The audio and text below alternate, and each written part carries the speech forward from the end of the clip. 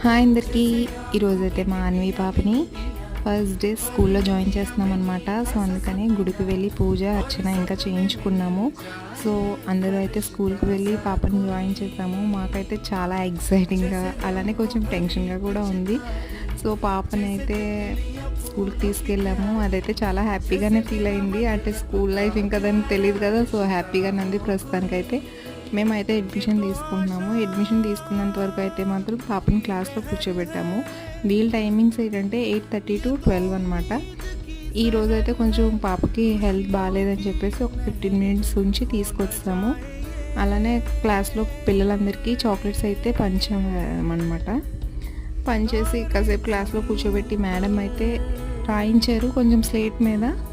రాయించాక మేమైతే పాపని రిటర్న్ తీసుకొస్తాము. సో ఇవాళ వీడియో అంతే. Bye bye. మా అన్విని బ్లెస్ చేయండి.